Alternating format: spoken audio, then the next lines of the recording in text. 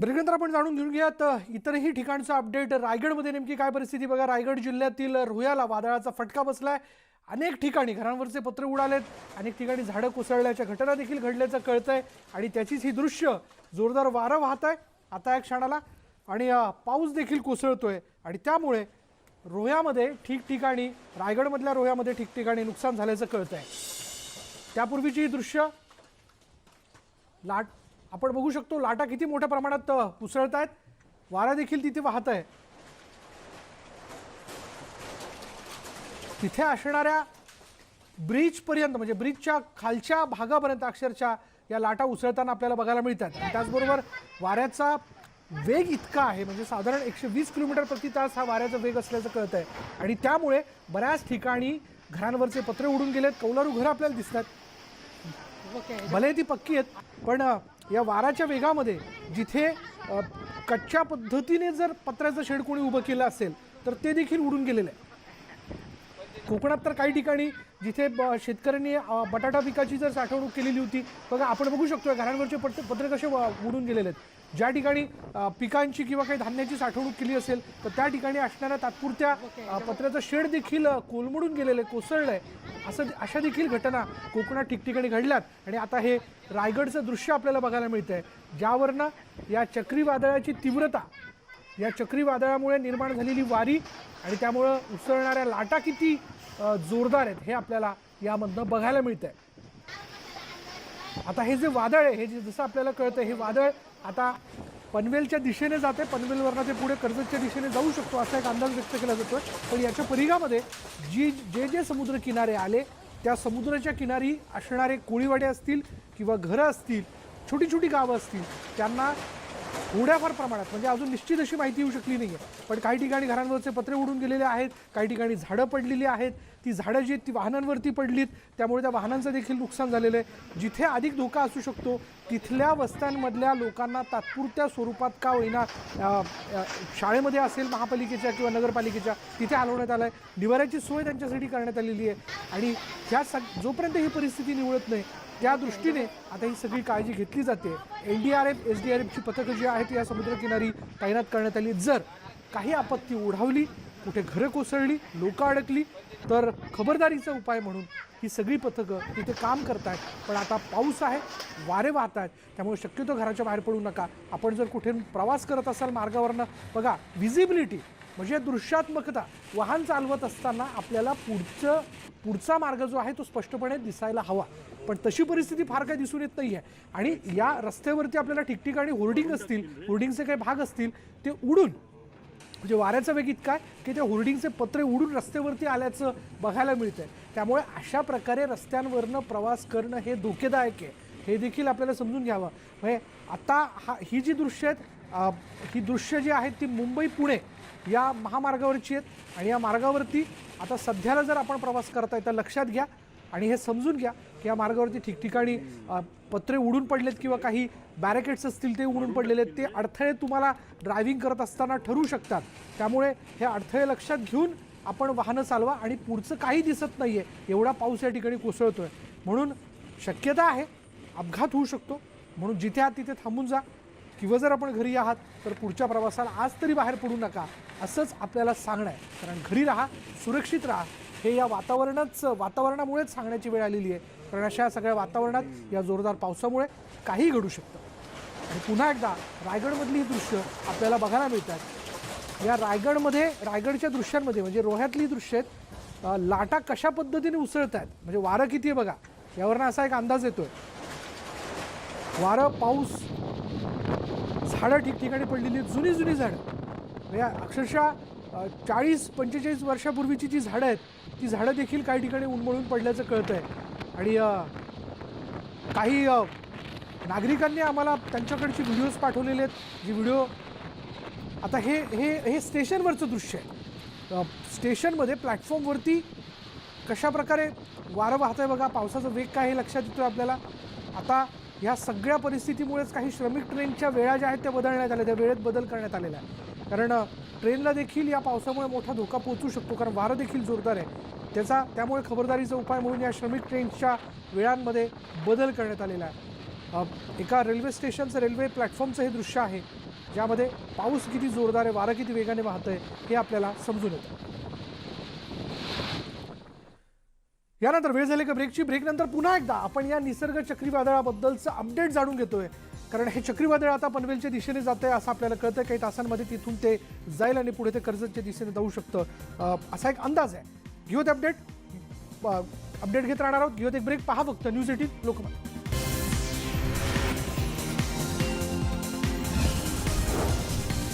आणि आता ब्रेकनंतर पुन्हा एकदा आपण निसर्ग चक्रीवादळाबद्दलचं अपडेट जाणून घेणार आहोत. ठिकठिकाणी आमचे प्रतिनिधी याबद्दलची माहिती आपल्यापर्यंत पोहोचवत आहे. आणि जसं आत्ता या क्षणाचा अपडेट आहे, ते अपडेट असं आहे की उरणमध्ये अनेक ठिकाणी झाडं जी आहेत ती कोसळलेली आहेत, कारण आता या वाऱ्याचा वेग जो आहे तो साधारण 120 किलोमीटर प्रति तास आहे.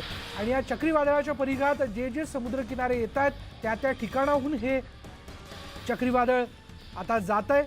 आणि ती ठिकाणं जर आपण बघितली तर अलिबाग असेल, मुरुड असेल आणि त्यानंतर आता हे पनवेलच्या दिशेने सरकतं. त्यामुळे अर्थातच या चक्रीवादळामुळे निर्माण झालेल्या वाऱ्याचा आणि पावसाचा जो फटका आहे तो पनवेल समुद्रकिनारी किंवा ठाणे, त्याचबरोबर उरणच्या समुद्रकिनारी असणाऱ्या गावांमधील घरांना बसताना दिसतोय. या घरांवरील पत्रे जे आहेत ते अक्षरशः उडून जातात, कारण वाऱ्याचा वेग इतका आहे की त्यामुळे या वेगामध्ये, या पावसाच्या प्रमाणात हे पत्रे टिकूच शकत नाही. त्यामुळे ते पत्रे उडून जात आहेत. काही ठिकाणी खबरदारीचा उपाय म्हणून लोकांना सुरक्षित ठिकाणी हलवण्यात आलेलं आहे. आणि अर्थात याबद्दल प्रशासनाची दाद द्यायला हवी, कारण प्रशासनाने कालपासून ही सगळी तयारी केलेली होती. ठिकठिकाणी NDRF आणि SDRFची पथकं जी ती तैनात करण्यात आलेली आहेत. आणि आता ही ताजी दृश्य आपल्याला जी आहेत, उरणमधली ही ताजी दृश्य आहेत. उरणमधल्या एका गावातल्या घरावरचे पत्रे कशा पद्धतीने उडून जातात बघा. अधिक माहिती आपण जाणून घेऊयात. आमचे प्रतिनिधी अजित मांढरे आपल्याबरोबर आहेत. अजित, आत्ता या क्षणाचा अपडेट काय?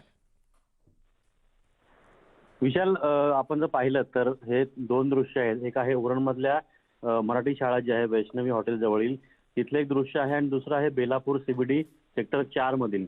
आपण जर पाहिलं तर संपूर्ण हा नवी मुंबई भाग असेल तो उरणपासून जवळ आहे. आणि उरणमध्येच मोठ्या प्रमाणामध्ये दांडा असेल किंवा तो संपूर्ण पट्टा आहे, त्या भागामध्ये या निसर्ग वादळाचा तडाखा मोठ्या प्रमाणात बसतोय.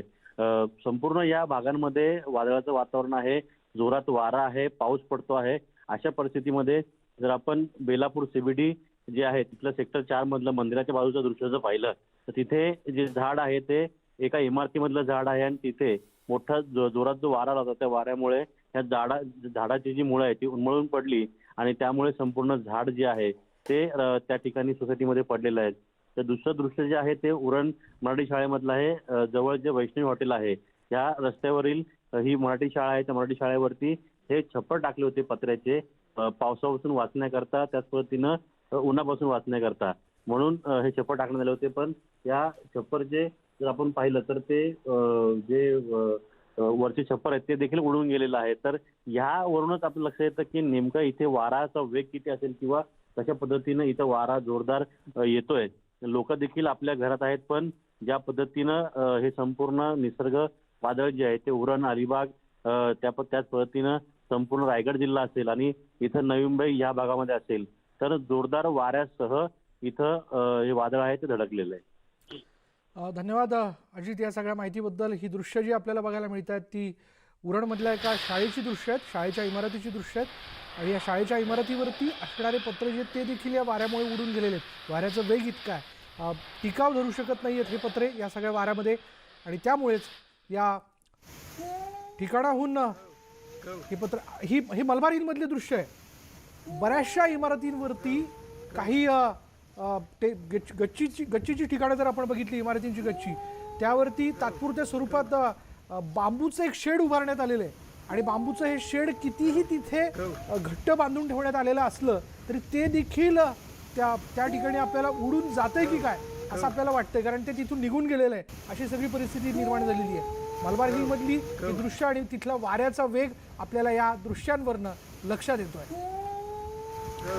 हा वेग इतका आहे वाऱ्यांचा, पावसाचं प्रमाण इतकं आहे की या इमारतींवरील तात्पुरतं उभारण्यात आलेलं जे काही बांबूचं शेड आहे आणि त्यावरती असणारी प्लॅस्टिकची ताडपत्री ती देखील यावरती टिकाव धरू शकत नाही. ती देखील उखडून गेलेली आहे, ती कोलमडून जाताना आपल्याला दिसते. आणि तसंच या मलबार हिलमध्ये घडल्याचं आपल्याला बघायला मिळतं. अजून बरेच ठिकठिकाणची ताजी दृश्य आपल्यापर्यंत पोहोचत आहेत. त्यातलंच हे दृश्य ज्यामध्ये आपल्याला बघायला मिळतंय की वारं किती वेगानं वाहत आहे. त्यामुळे घरात राहा, सुरक्षित राहा, हे आम्ही आपल्याला वारंवार सांगतोय. यानंतर वेळ झाली का ब्रेकची ब्रेक घेऊयात आणि ब्रेक नंतर आणखीन काही अपडेट पहा फक्त न्यूज 18 लोकमत.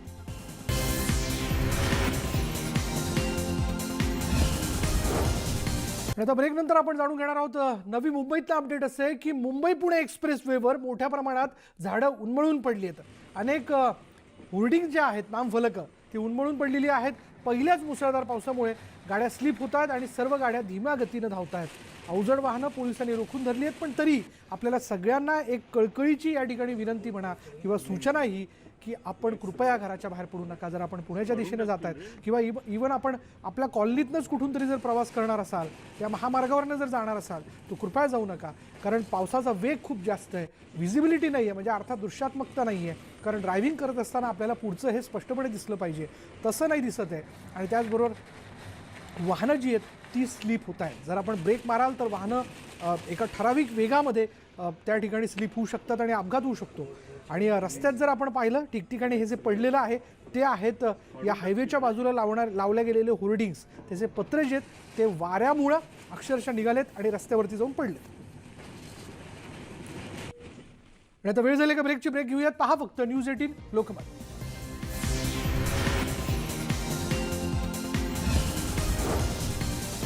या सगळ्या परिस्थितीत वेगवेगळे अभिनेते देखील नागरिकांना आवाहन करताना दिसत आहेत. आपल्या सगळ्यांच्या परिचयाचे अभिनेते मकरंद देशपांडे यांनीही नागरिकांना घराबाहेर न पडण्याचं आवाहन केलंय. नमस्कार, मैं मकरंद देशपांडे न्यूज़ 18 लोकमत के माध्यम से आपसे अपील करता हूँ, अनुरोध करता हूँ कि आप घर पर ही रहिए, समंदर किनारे से दूर रहिएगा. और मछुआरों से निवेदन है या चेतावनी कहिए, आप जल्द से जल्द आप समंदर से दूर रहिएगा. यानंतर या बुलेटिनमध्ये इथेच थांबणार आहोत. पुन्हा एकदा आपल्याला सगळ्यांना सांगणे की या सगळ्या वातावरणात घराच्या बाहेर पडू नका, घरी राहा, सुरक्षित राहा, आपली आणि त्याचबरोबर आपल्या कुटुंबाची काळजी घ्या. पहा फक्त न्यूज 18 लोकमत.